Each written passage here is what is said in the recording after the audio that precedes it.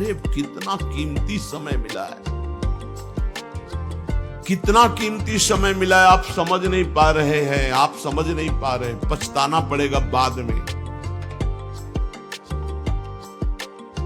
थोड़ा समय विश्राम किया जाता है, इसको अभ्यास में डाल लो। कई वर्ष हो गए मध्याह्न में विश्राम नहीं, नींद का नहीं, थोड़ा शरीर स्वस्थ होने का, लेट जाना फिर बैठ जाना, फिर टहलना, फिर लेट जाना बैठ जाना, नींद का नहीं। रात्रि में 4 घंटे इसको लेटने के लिए देते हैं बस। बीमार स्थिति में, शायद बीमारी ना होती तो पद्मासन में इसको हम विश्राम देते, पर अब पद्मासन लगा नहीं सकते।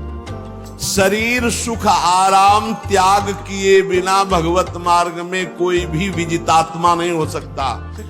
रगड़ो, इस शरीर को रगड़ो, हाथ में माला है या काउंटर है, टहल रहे हैं, जब नींद आ रही टहल रहे हैं, सिर्फ 4-5 घंटे शयन के लिए दीजिए। क्या कर पाओगे आगे?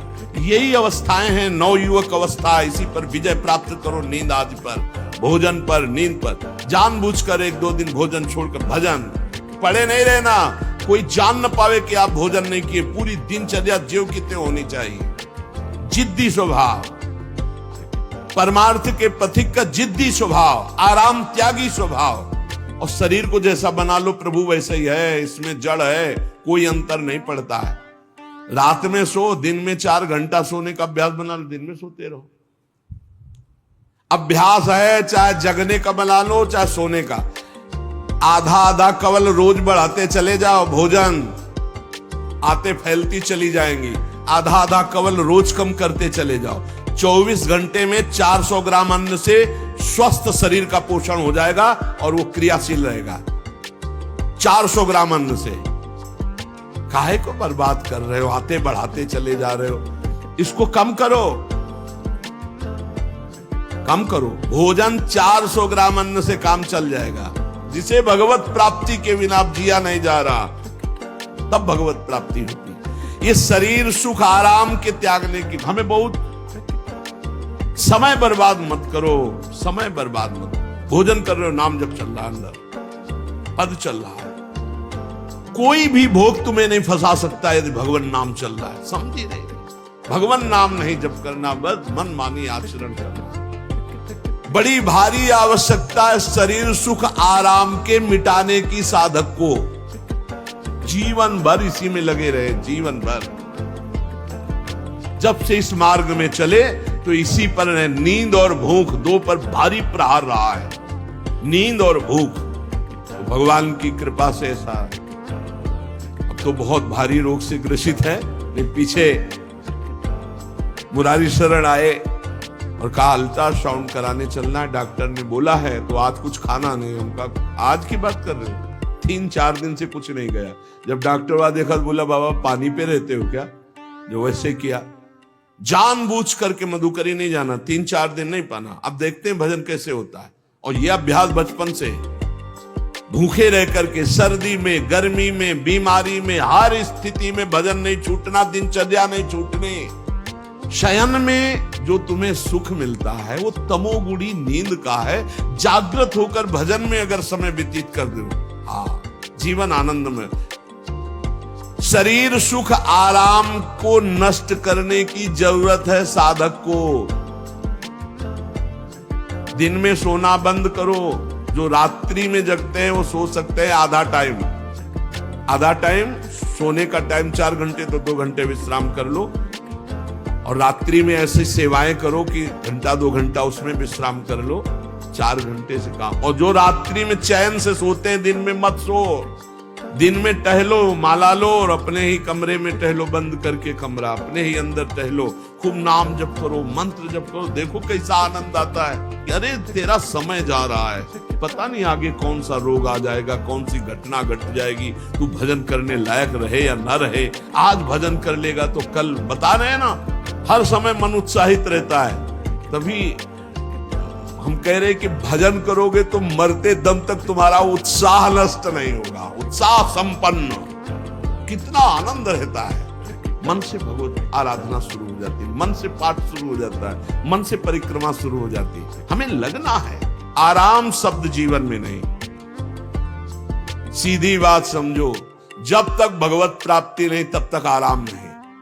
राम काज कीन्हे बिनु मोहि कहां विश्राम। बिल्कुल जिद्दी स्वभाव बनाना पड़ेगा। शरीर, आलस्य, प्रमाद, भोग, नाना प्रकार की खान पान सामग्री, तो भगवान कहते फिर मेरी प्राप्ति, विजितात्मा बनो, आराम है। राम काज कीन्हे बिनु मोहि कहां विश्राम। समुद्र पार कर रहे, मैनाक जी प्रकट हो गए, थोड़ा विश्राम कर लो। बोले नहीं, राम काज कीन्हे बिनु मोहि कहां विश्राम, मोहि कहां विश्राम। सेवक सुख चाह, मान भिखारी, व्यसनी धन, शुभ गति व्यभिचारी, कभी नहीं। सर्वभूतात्म भूतात्मा, संपूर्ण प्राणियों के साथ आत्मवत व्यवहार करे, सब में मेरा प्रभु विराजमान है। जैसे हमारे किसी शरीर के अंग में चोट लग जाए तो हमें ही लगती है, ऐसे संपूर्ण चराचर जगत में जब किसी को दुखी देखे तो हमारा हृदय दुखी हो जाए। कैसे इसके दुख को, इसे सर्वभूतात्म भूतात्मा कहते हैं। जो योगी होता है वो सबको सुख पहुंचाने की चेष्टा करता है, किसी को भी दुखी देखकर उसका हृदय व्याकुल हो जाता है। साधन में स्वाभाविक प्रवृत्ति नहीं होती, लगाना पड़ता है, इसलिए उद्देश्य दृढ़ रखो। अब हमको इसी जन्म में भगवत प्राप्ति करनी है। हम प्रियालाल की शरण में हैं। हमारा एक एक मिनट बड़ा कीमती है। हर मिनट में, हर सेकंड में हमें नाम जप करना है और प्रभु के भरोसे रहना है। कम सोना है, कम खाना है, कम बोलना है। तीन बातें पकड़ो। कम सोना, इसका अभ्यास बना लो। कम खाना, इसका अभ्यास बना लो। और कम बोलना, इसका अभ्यास। ये तीन बातें जीवन में साधक के बिल्कुल सरलता पूर्वक आ जानी चाहिए। मिताहार, मित भाषण और नियमित शयन। शयन से बचो, ये बहुत जहर है। नींद बहुत जहर है। निद्रा आलस प्रमादोत्तम तत्तामस मुदाहृतम। इसको एक सीमा में बांध दो। 3 घंटे, 4 घंटे, 5 घंटे, बस 24 घंटे माला, काउंटर, वाणी, सेवा, टहल रहे। सो नहीं सकते, आराम नहीं कर सकते, नहीं कर सकते। ये अभ्यास बनाओ, तभी आगे बढ़ पाओगे। सत्संग रोज सुनते हो, देखो तुम्हें जो डांट लगती है, तुम्हें बहुत प्यार करते हैं प्रभु, बहुत प्यार करते हैं, इसलिए डांट लगवा रहे हैं, इसलिए आपको सत्संग सुना रहे हैं। ये जीवन सार्थक कर लो, नहीं तो बहुत पछताना होगा। हम पशु पक्षी के जीवन में साधना नहीं कर पाएंगे। कैसे? हमारा चिंतन बदले। भगवान ने अगला शब्द का मदगत प्राणा, प्राण जिसके मेरे में समर्पित है। प्राण समर्पित का मतलब है प्राण वायु को लेकर प्रधान है। भोजन न मिले, जल न मिले तो भी हम जीवित रह सकते हैं काफी समय तक, क्योंकि प्राण वायु। प्राण बलवान पुष्ट होते हैं अन्न और जल से, लेकिन प्राणों की सत्ता वायु से है। ये जो श्वास प्रश्वास है, भोजन हमें 4-6 दिन न मिले तो आराम से दिनचर्या चल सकती है। पानी 8-10 दिन न मिले तो भी दिनचर्या चल सकती है। ऐसा नहीं कि मर जाएंगे, लेकिन 2 मिनट वायु ना मिले तो मर जाएंगे। 2 मिनट वायु ना मिले तो प्राण नष्ट हो। प्राण का सीधा संबंध वायु श्वासों से है, और प्रभु को प्राण समर्पित करने का मतलब हर श्वास नाम जप करना। मदगत प्राणा, हम पानी भी पिएंगे, भोजन भी पाएंगे तो प्रभु को समर्पित करके, और हर श्वास नाम जप करेंगे तो ये मदगत प्राणा होगा। मत चित्ता, निरंतर चिंतन करने के लिए हमें प्राणों को समर्पित करना होगा। हमारे प्राण समर्पित हैं, हम प्रसाद के द्वारा प्राणों का पोषण करेंगे, और हर श्वास प्रश्वास में नाम जप। श्वास ऊपर गई तो नाम जप, श्वास नीचे गई तो नाम जप। बोधयंता परस्परम, यदि हम किसी से बात करेंगे तो अपने प्रभु की चर्चा करेंगे। उसी प्रभु की चर्चा का कथन, कथयंतश्च माम नित्यम, केवल भगवत चर्चा करेंगे। केवल। कभी कभी ये लोक कल्याण की भावना भी प्रपंच में उतार देती है। निवेदन है कि यहां कोई लोक वार्ता का प्रश्न लेकर के नावे। एक जगह तो बख्श दो जहां केवल भगवान के संबंध की चर्चा होने दो। सीधा वृंदावन में आप आए हो तो प्रिया प्रीतम की चर्चा का प्रश्न करो, प्रिया प्रीतम की चर्चा सुनो, निहाल हो जाओगे। तुष्यंत च रमंत च, उसी में आनंद और संतोष होता है भगवत चर्चा में, और उसी में रमण। एक जगह तो रखो जहां तुम केवल प्रभु की चर्चा सुन सकते हो, प्रभु की चर्चा कर सकते हो। प्रपंच का तो बहुत विस्तार है। कथयंत च माम, माम भगवान कह रहे हैं, कथयंत च माम नित्यम तुष्यंत च रमंत च। चलते हैं हम भगवत मार्ग में, फैल जाते हैं फिर दुविधा युक्त संसार प्रपंच में। केवल भगवत चर्चा, कथयंत च माम, भगवान केवलम, केवल माम, मेरा, प्रियालाल के सिवा और कोई चर्चा। बार बार बोर्ड लगवा देते हैं, श्यामा श्याम की चर्चा के सिवा यहां कोई चर्चा न की जाए। आपको अगर आशा है कि यहां से कोई काम बनते हैं तो हम पहले आपको बता देते हैं, हम असमर्थ हैं, हमारे में कोई सामर्थ्य नहीं है, हम केवल प्रभु की चर्चा करते हैं, प्रभु का नाम जपते हैं, प्रभु के लिए जीवन है, बस इतनी बात है। जो प्रभु में डूबना चाहता है वो आए, स्वागत है। इसके अलावा ना कोई आशीर्वाद, ना कोई तंत्र मंत्र, ना कोई जंतुर, ना किसी भी तरह की कोई ढांढस वृत्ति बना सकते हैं कि जाओ तुम्हारा ये ठीक हो जाए, तुक्का लग जाए, ठीक हो जाए, तुम्हारे भाग्य की बात है। यहां से कोई चमत्कार नहीं है, यहां एक ही चमत्कार है, मलिन मन को श्री भगवान में लगा देना, जीवन को जीवन मुक्त अवस्था में पहुंचा देना। निर्विकारता की स्थिति प्राप्त करने के लिए साधु समागम है। भगवान का आदेश है, यदि मुझे अनुभव करना चाहते हो, इसी जन्म में परमानंद की प्राप्ति करना चाहते हो, तो मय्येव मन आदत्स्वम मयि बुद्धिम निवेशय। कैसे करोगे? तो भगवान कह रहे मत चित्ता, मेरे में चित्त लगाओ। चित्त कैसे लगेगा? चूंकि हम प्राणों से बहुत प्यार करते हैं, देह प्राण ते प्रिय कछुनाई, इसलिए भगवान को कहना पड़ा प्राण मेरे को समर्पित करो। कैसे समर्पित करें? जो खाओ पियो भगवान को भोग लगा के, और रात दिन नाम जप में, हर श्वास में भगवत चिंतन। अगर वार्ता करनी तो बोधयंता परस्परम कथयंतश्च माम नित्यम, केवल मेरी चर्चा। बड़ा दुर्लभ हो रहा है, भगवत चर्चा होना बड़ा दुर्लभ हो रहा है। भैया ये सब सुनहु भरत भावी प्रबल, बिलख कहो मुनिनाथ, हानि लाभ जीवन मरण जस अपजस विधिहात। जब कर्मों का फल भोगने का आया तो महात्मा जी, और जब पाप कर्म करने जा रहे थे तो पूछ लेते हमसे कि हम पाप कर्म करने जा रहे हैं, आपकी अनुमति है क्या? तब नहीं, तब कितना भगवान की याद की, न गुरु की याद की, मनमानी आचरण किए। तो अब भोग आया है, अब भोग लो, उसको भोगना पड़ेगा। वो यही मिलेगा तुम्हें, पति पत्नी परिवार संसार मित्र, इन्हीं में सब कलह अशांति मारपीट नाना प्रकार का। अरे पूछो मत। भगवान के चरणों का जब तक आश्रय नहीं लोगे तो यहाँ का ये प्रेम विवाह, यहाँ का प्रेम तुम्हें शांति प्रदान नहीं कर सकता। भगवत भाव रखोगे, हर परिस्थिति को शांति पूर्वक निर्वाह। ये जीवन काटना भी एक कला है। मनुष्य जीवन कोई पशु जीवन नहीं है। अगर अध्यात्म नहीं तो आप इसको जी नहीं सकते, आप इस जीवन को नहीं जी सकते। अशांत रहोगे, क्लेशित रहोगे, परेशान रहोगे। जीवन की कला है, द्वंद्वों में क्षमता, संपूर्ण जगत में रहते हुए ममता रहित हो जाना, संपूर्ण क्रियाएं करते हुए अहंकार रहित हो जाना, अभी जीवन मुक्तता का आनंद आ जाए। तो मच्चित्ता, मदगत प्राणा, बोधयंता परस्परम, कथयंत च माम नित्यम, तुष्यंत च रमंत च। हमारा उद्देश्य भगवत प्राप्ति का है।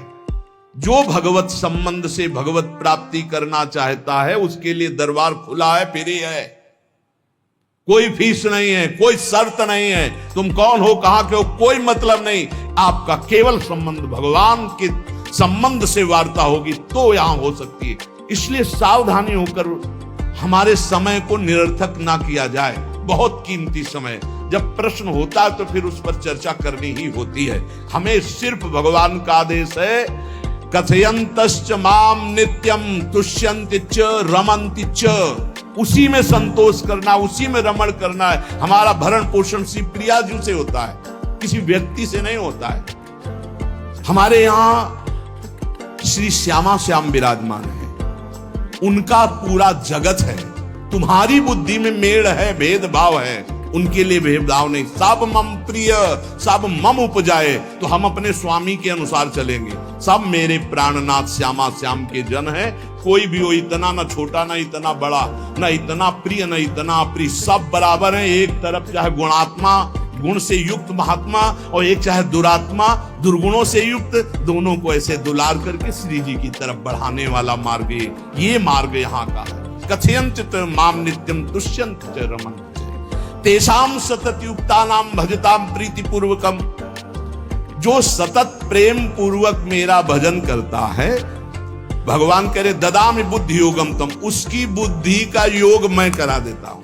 ये खास बात हुई, लगाने की चेष्टा हमने की मन बुद्धि को, और भगवान आकर मन बुद्धि में विराजमान हो गए।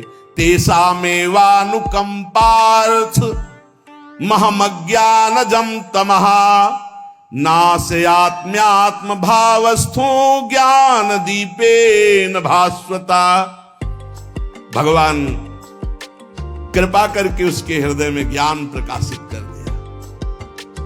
जब कोई सतत भजन करता है, प्राण प्रभु को समर्पित कर देता है, चित्त प्रभु में लगाए हुए प्रभु की चर्चा, भगवान उसके अंदर ज्ञान प्रकाशित कर देते, तो वो अनात्म भाव जो देह भाव था उसका नाश हुआ और वो भगवत भाव में स्थित हो जाता है। भगवान कह रहे हैं मत चित्तः सर्व दुर्गाणी मत प्रसादात् तरिष्यसि। जब कोई मेरे में चित्त लगाता है तो मेरी कृपा से सारे दुर्गुणों का नाश हो जाता है। महात्मा तो भगवान बनाते हैं। करो सत्य ते साधु समाना, मैं उसे साधु बनाऊं। हमारा कर्तव्य, हमारा चित्त प्रभु में लग जाए। मेरा चिंतन करो, भगवान का आदेश है। बस खास बात है चिंतन। हमारी प्रारंभ से विशेष श्रद्धा इसी बात में रही गुरु शब्द पे, कि रात दिन कोई भी चेतना युक्त क्षण ऐसा ना जाए जिसमें भगवत विमुखता हो। बस इसी बात की साधना जीवन भर रही। प्रारंभ में गुरुदेव ने कह दिया, जब तक चेतना है तुम्हारे में तो तुम्हारा जागृत अवस्था का चेतना युक्त एक भी क्षण व्यर्थ नहीं जाना चाहे। तो गुरु कृपा से यही प्रयास रहा है कि हमारा एक भी मिनट भगवान से विमुख न जाए। पूर्व में ऐसी स्वभाव वृत्ति बनाई थी कि लोगों को ये शंका होती थी कि ये बोल पाते हैं कि नहीं बोल पाते हैं, अर्थात इनके वाणी है कि नहीं है। मूक, मौन, जटाओं का बोझा, एक वस्त्र, बस शांत। बुलाया गया, घंटा बजा तो पहुंच गए, प्रसाद लिए, उसमें एकांत, हर समय मंत्राग। कथा में बैठे हैं, अनुकूल वचन आया तो सुन लिया, नहीं पूरा का पूरा सत्संग ऐसे ही चला गया। हमारा मंत्र चल रहा है, एक क्षण भी मंत्र से विलग नहीं। हमारा कर्तव्य है केवल चिंतन। चिंतन करोगे तो अभी मुक्त हो, अभी परिणाम में नहीं। अभी हम राधा बोल रहे हैं, अभी प्राण निकले, अभी श्री जी के पास पहुंच जाएंगे। भगवान की कृपा का बल और साधन का तुम्हारा पूरा प्रयास, प्रयत्न, ध्यान रखो, दो से सिद्धि प्राप्त होती है। भगवान की कृपा का बल और आपकी पूरी साधना का प्रयास, प्रयत्न, कायरता नहीं। भगवान की कृपा का बल और तुम्हारा पूरा प्रयास, पूरा प्रयत्न। देखो, भगवान की दर्शन वृत्ति हृदय में जागृत हुई ध्रुव जी के पद को लेकर, कामना को लेकर। मैं भगवान का साक्षात्कार करूंगा, उनसे वरदान मांगूंगा कि मुझे सबसे श्रेष्ठ पदवी की प्राप्ति हो। चले, भगवान नारद जी मिले। पहला प्रलोभन, चलो अभी तुम्हें इस सम्राट पद पर नकार दिया।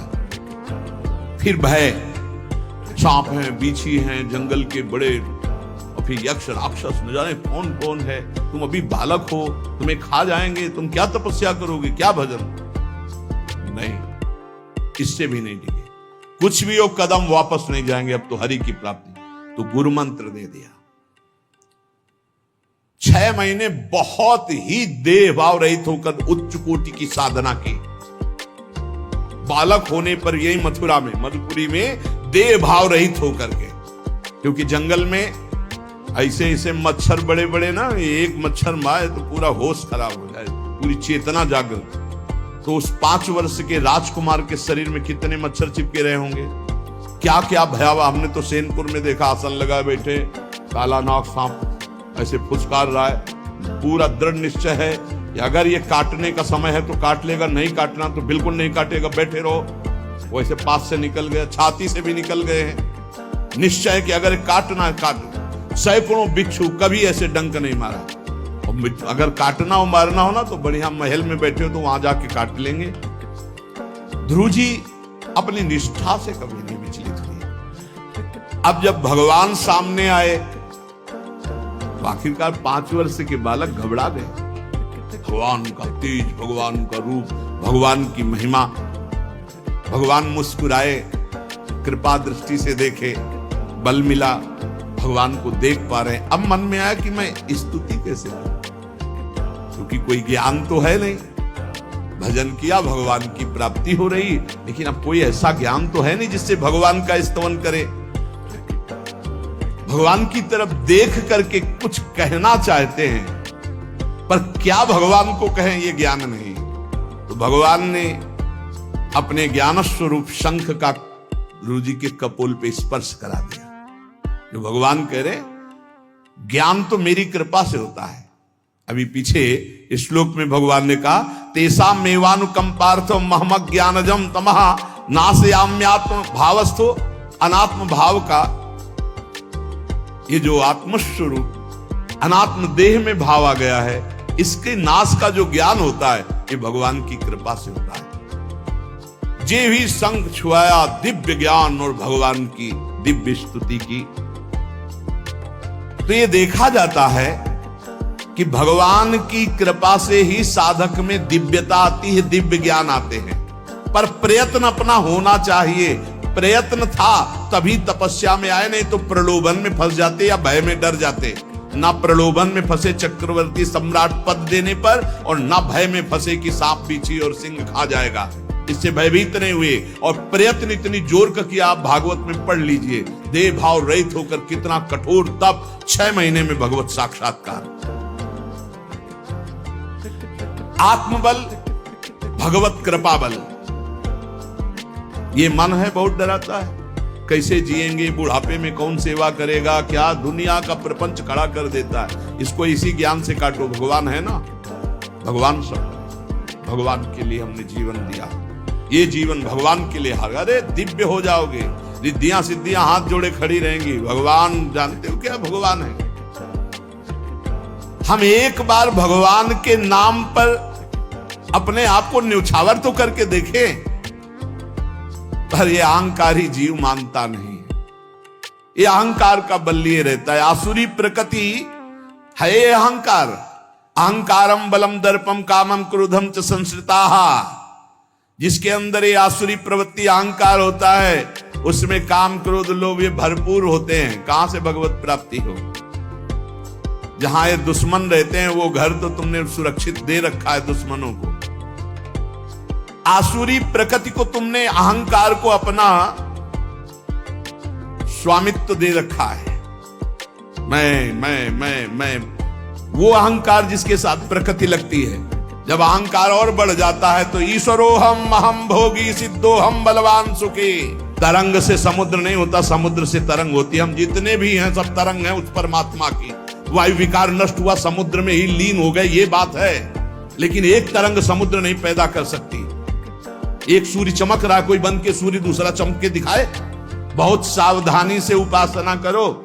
ये अहंकार, भगवान कह रहे हैं, भगवान ये जो अहंकारम बलम दर्पम कामम क्रोधम च संश्रिताः, इस अहंकार को नहीं मिटाया तो ये अनुभव कराने लगता है और 4 बोलने लगते हैं कि आप तो भगवान हैं। तो धर्म सम्राट करपात्री जी, इतने सिद्ध महापुरुष, और विश्वेश्वर विश्वनाथ जी की स्थापना करके रात दिन आराधना काशी में।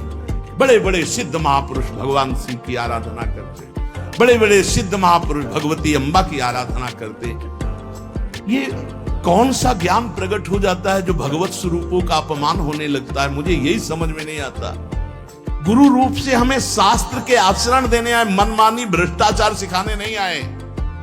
आज तक कभी कहीं भी भगवत स्वरूपों का अपमान महापुरुषों द्वारा नहीं हुआ।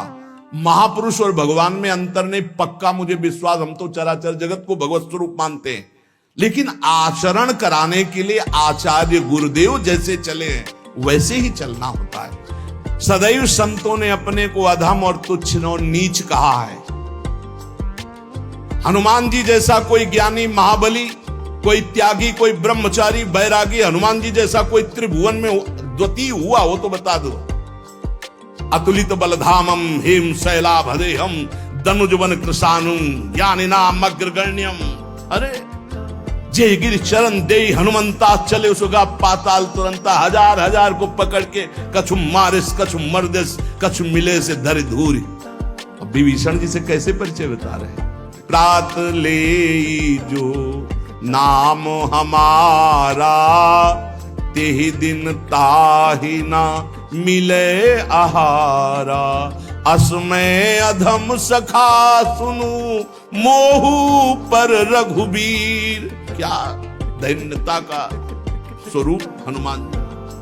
भगवान से जब हनुमान जी मिल रहे तब उनसे प्रभु आप पूछ रहे हो कि नाथ एक मैं मंद मोह बस, ज्ञानी नाम अग्रगण्यम, एक मैं मंद मोह बस, कुटिल हृदय अज्ञान, पुनि प्रभु मोहि विसारेऊ, दीन बंधु भगवान। जय प्रणतारे धंजन चरणों में लौट गए हनुमान जी। सबरी जी भगवान सामने बैठकर स्तुति करते हैं। जो नवधा भक्ति है वो उपदेश नहीं है, सबरी जी की स्तुति है। ये सब भक्ति सबरी जी में विराजमान, क्योंकि उसी समय सबरी जी भगवत धाम जाती है तो उपदेश तो उसको दिया जाता है जो आचरण में उतारे। सबरी जी तो सिद्ध महापुरुष अभी भगवत धाम जा रहे हैं भगवान के सामने। वो क्या कहती, अधम ते अधम अधम अति नारी, तिन मह में मति मंद अघार। हरिवंश महाप्रभु क्वाहम तुच्छा परम अधम प्राण्यो गर्ह कर्मा, यत्तन्नाम स्फुरति महिमा हरेश वृंदावनस्य।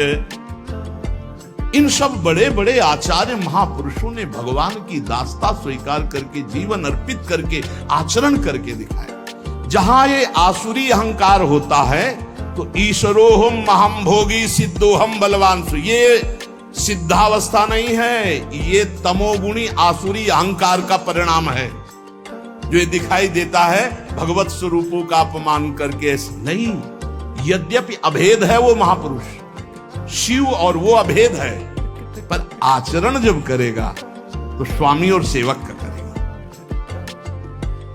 काशी नगरी सिद्धों की नगरी है, ज्ञानियों की नहीं देखा। बड़े बड़े सिद्ध परमहंस जाते हैं शंकर जी के दर्शन करने, विश्वनाथ जी के, तो जिनके कमंडल भी नहीं, दिगंबर है ना, वो भी ऐसे हाथ उठा के नमः पार्वती पते, और बस ऐसे सर झुकाए खड़े रहते हैं। जल भी नहीं है, पत्र भी नहीं है, ऐसे वो हम सब खड़े खड़े घंटों खड़े रहते। तो वहां के शिव पार्षदों से ऐसा करुणा में प्रेम हो गया था कि वो हमें नहीं हटाते थे, तो एक कोने में घंटों खड़े रहते थे और दर्शन करते रहते थे भगवान विश्वनाथ जी। तो जैसे ऐसे अवधूत आते, न कोई जल का कमंडल है, न कोई पत्र है, न पुष्प, नजदीक गए और नमः पार्वती पते हार हार महादेव, बस सर झुका, ये है। और स्वयं शिव स्वरूप है, इतना अंतर नहीं ब्रह्मबोध में।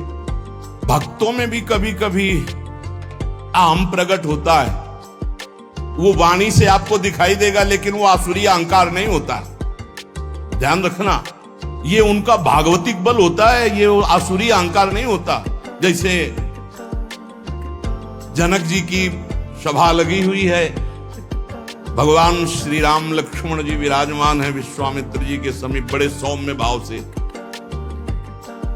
जनक जी महाराज ने देखा कि बड़े बड़े वीर आए पर धनुष यज्ञ में धनुष को अजगों को कोई उठा ही नहीं पाया। खंडन की तो बात जाने दो, रावण बाणासुर आया, आरती प्रणाम करके चले गए। अब आशा ही खत्म हो गई, कोई उठाने वाला ही नहीं। तो उन्होंने कहा वीर विहीन मही मैं जानी। अब मैं आज जान गया कि पृथ्वी वीरों से रहित हो गई। अगर मैं ऐसा जानता कि इस भूमंडल में कोई वीर ही नहीं अजगों का खंडन करने वाला, तो मैं ऐसा प्रण नहीं लेता, मेरी जान की कुंवारी रह जाएगी। ऐसे विकल होके वीर विहीन मही मैं जानी। जनक जी ने इतनी बात जेव ही कही तो लक्ष्मण जी कूद पड़े सिंह शावक की तरह उछलकर, और कहा कि जहां रघुकुल भूषण भगवान श्री राम विराजमान हो जनक, ये बड़ी तुमने निराशापूर्ण बात कैसे कह दी? तुमने ऐसी बात कह दी जहां रघुकुल भूषण भगवान श्री राम विराजमान है। ताल ठोकी और कहा अगर इनका इशारा हो जाए, समझो, जो तुम्हारी अनुशासन पाओ, कंदुकियू ब्रह्मांड उठाओ, काचे घट जिमी डारो फोरी, सकऊं मेरु मूलक जिमी तोरी, कमल नाल जिमी चाप चढ़ाऊं, जो जन सत प्रमाण ले धाऊं। हे जनक, जहां रघुनाथ जी विराजमान होते वहां ऐसी बात नहीं कहते। तुमने ऐसी बात कैसे कह दी? अगर मेरे स्वामी का आदेश हो जाए अभी तो पूरे ब्रह्मांड को कच्चे घड़े की तरह तोड़ दूं। ये अजगौ पुराना 100 योजन एक बार में दौड़ते हुए जाऊं और इसको ऐसे कमल लाल की तरह तोड़ दूं, मेरे स्वामी का आदेश हो। ये अहंकार नहीं है। पहली बात कही, जो तुम्हार अनुशासन पावो, अगर मेरे प्रभु श्री राम की आज्ञा हो जाए। और लक्ष्मण जी ने एक बात और कही कि तोरो छत्रक दंड जिमि तव प्रताप बलनाथ, आज के बाद कभी धनुष स्पर्श नहीं करूंगा यदि मेरी बात झूठी हो जाए। आपके प्रताप से इसे बरसाती छत्ते की तरह तोड़ दूं इस अजगौ को, अगर आपका आदेश हो। तो प्रताप बलनाथ, ये अहंकार नहीं है, ये भक्त का भगवत प्रताप है। दशानन कह रहा है, अरे मुझे क्या भय, तेरी सभा में अगर कोई वीर हो तो मेरा पैर उठा दे। मैं राम जी का एक छोटा सा सेवक हूं, तू मेरे प्रभु को बार बार मनुष्य कह रहा है, मैं जिनका सेवक हूं। तेरी सभा में तू जो अपने सभा बलों के बल पर बलवान होकर कहता है कि ये सब आहार है, तो मैं उनका एक छोटा सा दूत हूं। अगर कोई मेरा पैर उठा दे तो जानकी जी को राम जी हार जाएंगे, वापस चले जाएंगे। राम प्रताप सुमिरपन रूपा। सभा में पैर हाहाकार मच गया। जब स्वयं दशानन उठा मारा घूंसा, 4 मुकुट राम जी के चरणों में गए। राम जी के चरणों में झुक, तब तेर बचेगा, मेरे चरणों में झुकने से नहीं। कोई उठा नहीं पाया। ये अंगत का अहंकार नहीं, ये भक्त का भगवत प्रताप होता है। राम प्रताप सुमेरी परण रूपा। राम प्रताप हरिवंश प्रताप जानत है, हरिवंश प्रबोध प्रमाणत है, हरिवंश सर्वस्व है तिनके, सुख संपत्ति दंपति जो जिनके। लक्ष्मण जी कह रहे, सकऊं मेरु मूलक जिमि तोरी, जैसे मूली तोड़ दिया जाता 4 लाख योजन का सोने का पहाड़ सुमेरु, वैसे उखाड़ के तोड़ के फेंक दूं। भगवान अपार सामर्थ्यशाली, और जो भगवान में चित्त जोड़े अपार सामर्थ्यशाली। हम लोग कभी कभी अहंकार और प्रताप के भेद को नहीं समझ पाते हैं। महापुरुषों में अहंकार नहीं होता, वो भगवत प्रताप होता है। जो आसुरी अहंकार है वो तो भगवान की शरणागति से नष्ट हो जाता है। भगवान का प्रताप भक्तों के जीवन में उदय होता है। भगवान बहुत कृपालु हैं, बड़ी करुणा की है। अपना मार्ग हमें देने के लिए सत्संग दे रहे हैं, कथन श्रवण का सौभाग्य मिला है।